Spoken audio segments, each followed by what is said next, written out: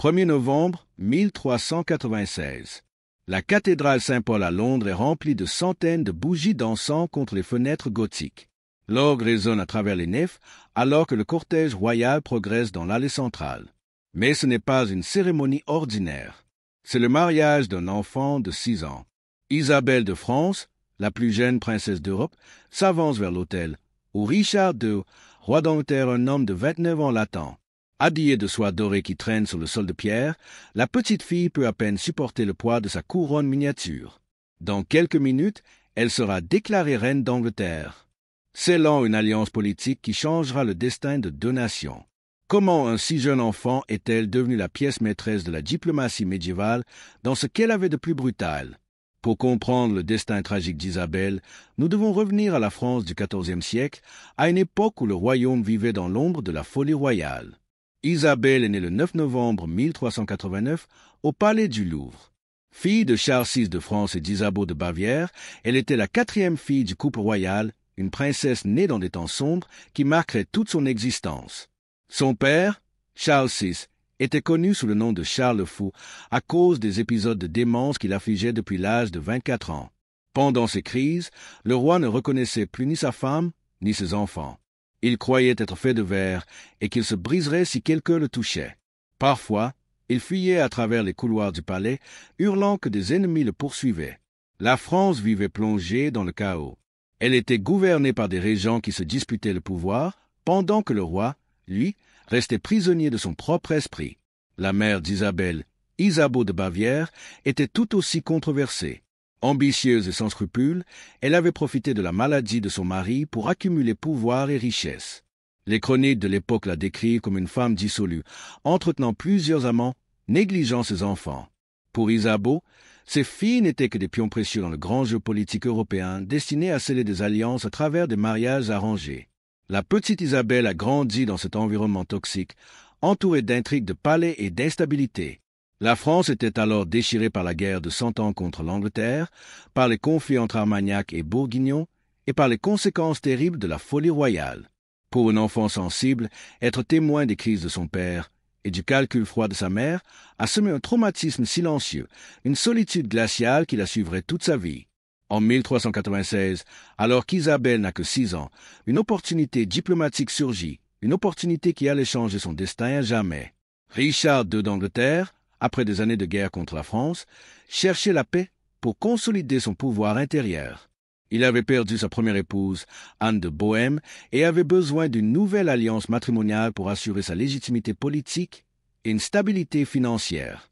Les conseillers français, menés par le duc de Berry, virent dans cette demande anglaise une opportunité en or.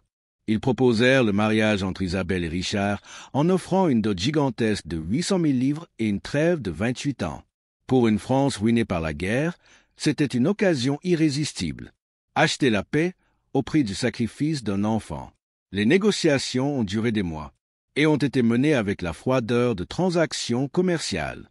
Les ambassadeurs français et anglais discutaient des termes comme si Isabelle était un objet vendu au marché. Son âge, considéré comme extrêmement jeune, même selon les normes médiévales, était un sujet de débat.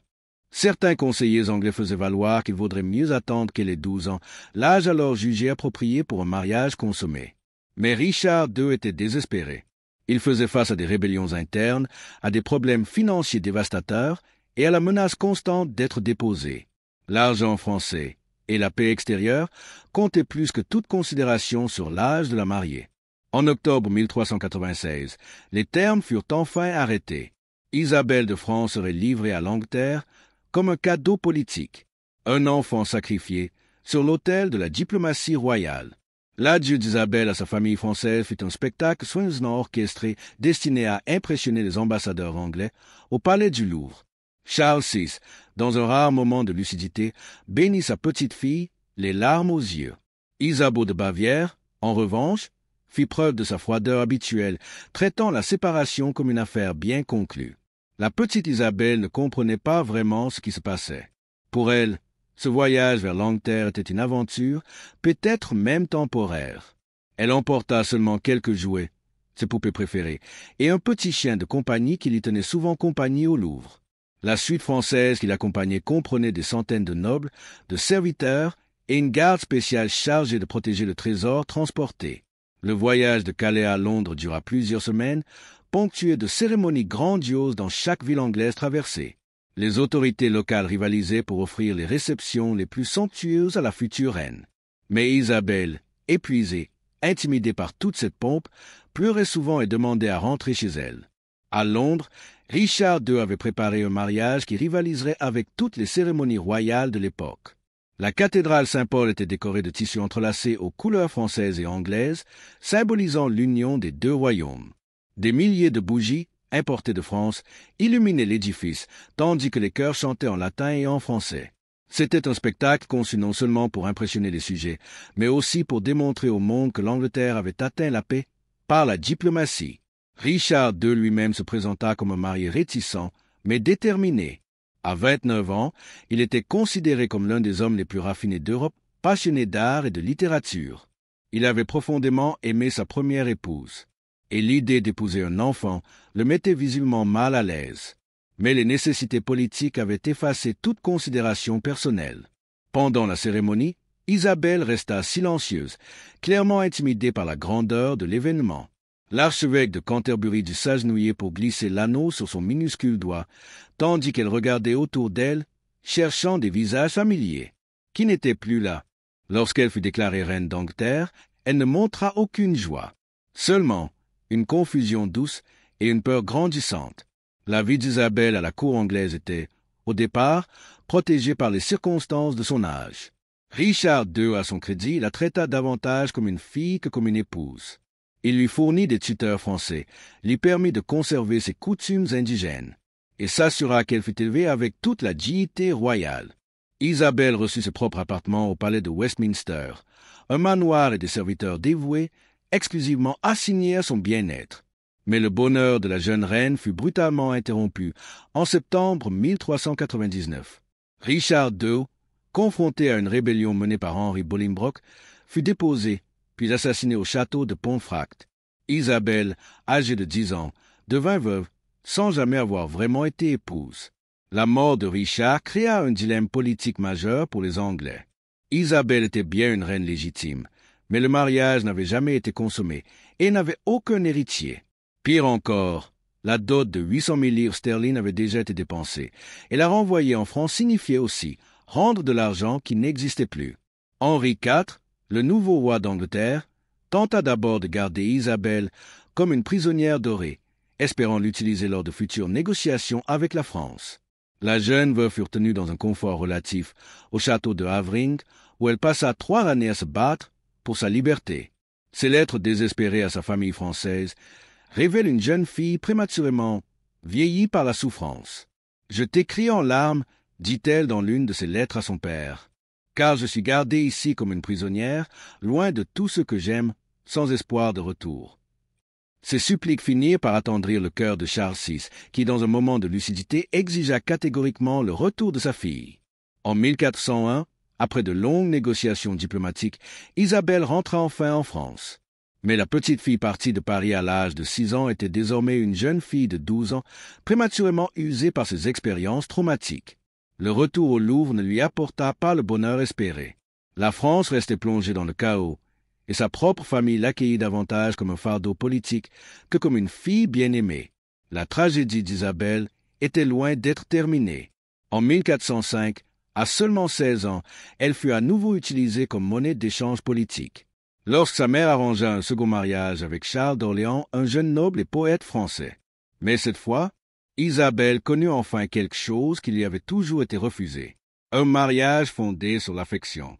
Charles d'Orléans était un homme sensible, intellectuel et sincèrement amoureux d'Isabelle. Le couple trouva du bonheur dans les arts, la poésie et un amour véritable qui prospéra malgré les pressions politiques de leur union. Isabelle vécut enfin ce que cela signifiait d'être aimée pour elle-même et non pour sa valeur dans un traité. Mais ce bonheur fut de courte durée. En 1407, Charles fut capturé par les Anglais à la bataille d'Azincourt et passa 25 années en captivité en Angleterre. Isabelle, veuve de fait une nouvelle fois, retourna à la solitude et à la dépendance vis-à-vis de la cour royale française. La vie lui avait volé 2 fois la possibilité d'aimer et d'être aimée. Pendant les années suivantes, Isabelle vécut discrètement à la cour de France, se consacrant à la charité et aux arts. Son expérience en tant qu'enfant reine d'Angleterre lui avait donné une perspective unique sur la diplomatie, qu'elle utilisa avec finesse pour conseiller d'autres membres de la famille royale. En 1409, Isabelle donna naissance à sa fille unique, Jeanne d'Orléans, un enfant qui grandirait sans jamais connaître son père. La maternité lui apporta un peu de consolation, mais aussi l'amère ironie de savoir que sa propre fille affronterait sans doute le même destin. Utilisée comme instrument dans les jeux d'alliance politique, Isabelle de France mourut en 1409, à seulement 20 ans, des suites de complications postpartum. Sa vie avait été entièrement dominée par les intérêts politiques des autres. Sacrifiée à 6 ans dans un mariage diplomatique, veuve à 10, emprisonnée à 12, mariée à nouveau à 16 pour des raisons d'État, et veuve une seconde fois à 18 lorsque son époux fut capturé. Sa mort passa presque inaperçue des chroniqueurs. Un contraste frappant avec la pompe qui avait entouré son premier mariage. Isabelle de France avait rempli son rôle, produire un héritier et cimenter des alliances. Mais elle n'eut jamais la possibilité de vivre pour elle-même. L'histoire d'Isabelle soulève des questions profondes sur le rôle des femmes dans la politique médiévale et le prix humain de la diplomatie royale. Son expérience illustre avec douleur comment les enfants, et plus encore les filles de la noblesse, étaient traités comme des propriétés échangeables entre royaumes, leur vie entièrement subordonnée aux intérêts politiques de leurs parents et de leurs maris. Plus de 6 siècles plus tard, la tragédie d'Isabelle de France résonne encore, comme un sombre rappel des horreurs du mariage forcé et de l'objectivation des enfants à des fins politiques. Son histoire nous oblige à affronter des vérités inconfortables sur la manière dont toutes les sociétés peuvent en venir à normaliser le sacrifice de l'innocence au nom de prétendus intérêts supérieurs. La princesse enfant, offerte comme un simple cadeau politique, n'a jamais connu ce que signifie réellement avoir une enfance. Dès l'âge de 6 ans, elle s'est vue confier des responsabilités d'État qui auraient dû appartenir aux adultes. Sa vie fut un sacrifice continu, offert aux dieux impitoyables de la politique médiévale, un prix payé pour une paix temporaire entre nations ennemies. Isabelle de France demeure un symbole éternel de la vulnérabilité de l'enfance face à un pouvoir politique déchaîné. Sa mémoire nous rappelle que, derrière chaque traité diplomatique, chaque alliance royale, chaque mariage politique dans l'histoire, il y avait, trop souvent, des enfants dont les vies ont été brisées pour satisfaire les ambitions des puissants. La fille, qui devint reine à 6 ans, a payé le prix suprême de la paix entre la France et l'Angleterre. Son bonheur et finalement sa vie.